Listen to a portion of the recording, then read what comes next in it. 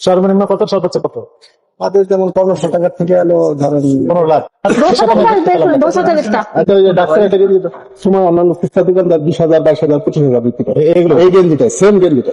আপনি বলেন যে থাইল্যান্ডে লেখা আছে কোনো মেড ইন লন্ডন, হ্যাঁ, এটা নিয়ে এসছে থাইল্যান্ডের পোশাক, লেখা আছে লন্ডন, তাহলে আপনি বলবেন কি বলবেন বলেন? ওরা যেটা মানে এই যে 21,000 আসলো না, এটার সাথে হলো আরো হয়তো 2,000 বা 3,000 অ্যাড করে খুচরা বিক্রি করে। আমরা কিন্তু এটা করি না। আপনি বিক্রি করেন কত? আমি ওটা অ্যাকচুয়ালি 10,000 টাকায় বিক্রি করি, 10 থেকে 10.5, একটু বড় ধর 500 টাকা আমি বাড়ায়। প্রথমত ইম্পোর্টেড প্রোডাক্ট কিনা এটি কোন ইম্পোর্টার ডিক্লারেশন দিচ্ছে যে আমার নাম অমুক, আমি ইম্পোর্টার, এই প্রোডাক্টটা ইম্পোর্ট করেছি, এমন কোনো ডিক্লারেশন আছে এখানে? নেই।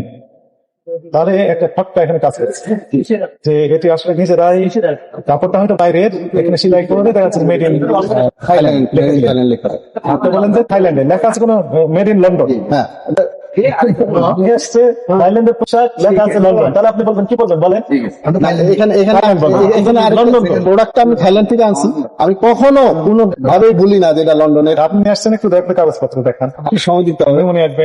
না, আমি বানায় তো আনতে পারবো না। হ্যাঁ, পাশে না। তর্কের খাতিরে যদি ধরে যে ঠিক আছে 10,000 টাকা আপনি বিক্রি করবেন, এখানে যদি আপনি লিখে দিতেন এমআরপি, খুচরা বিক্রেতা যিনি রিটেল করবেন, ওনার পক্ষে আর এর চেয়ে বেশি দাম আসল ব্যবসা করেন। না, তবে আপনার কাছে কিভাবে আসলাম? না, এই যে অবশ্যই যে আমরা দেখে আসছি।